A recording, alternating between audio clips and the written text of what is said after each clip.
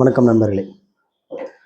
நான் உங்களை பயமுறுத்துறதுக்காகலாம் இந்த விஷயத்த சொல்லலை. ஏற்கனவே ஐநா சபை போன மாதம் வந்து ஒரு அறிக்கை கொடுத்துருக்காங்க.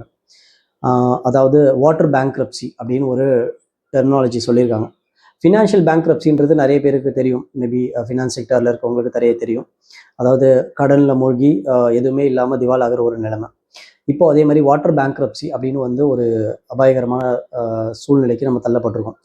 இந்த விஷயம் என்ன அப்படின்னா, இன்னும் வந்து நம்மளோட நீர் பற்றாக்குறை அப்படின்றது நம்மளுடைய நீர்நிலைகளையும் நம்மளுடைய நீர்வள ஆதாரங்களையும் மீட்டெடுக்க முடியாத ஒரு யுகத்தோட ஆரம்பத்து கட்டத்துக்கு நம்ம வந்துட்டோம். அதாவது சுருக்கமாக சொல்லணும் அப்படின்னா, நம்மளோட நீர்நிலைகள் எல்லாமே செத்து போச்சு.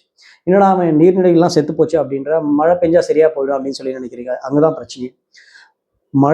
பருவமழை சரியா பெய்தா கூட நம்மளுடைய நீர்நிலைகள் அந்த நீரை உறிஞ்சி நிலத்தடிக்க கொண்டு போகிற அந்த திறனை இழந்துடுச்சு அப்படின்றதான் அந்த அறிக்கையோட ரொம்ப நம்ம பார்க்க வேண்டிய ஒரு விஷயம். இது ரொம்ப ஒரு அபாயகரமான ஒரு சூழ்நிலை. ஏற்கனவே 2016 வந்து அறிக்கையின்படி கிட்டத்தட்ட உலக மக்கள் தொகை 400 கோடி பேரில் 400 கோடி பேருக்கு வந்து வருஷத்தில் வந்து ஒரு மாதம் சுத்தமாக குடித்த நீர் இல்லாத சூழ்நிலை ஏற்கனவே 10 வருஷத்துக்கு முன்னாடியே வந்துருச்சு.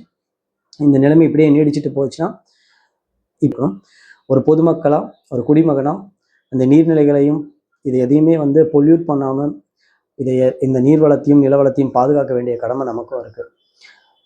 இது என்னோட தாழ்மையான வேண்டுகோள். இது குறித்து இன்னும் நிறைய விடயங்களை வரப்போகிற காணொளிகளில் நம்ம பேசலாம். நன்றி, வணக்கம்.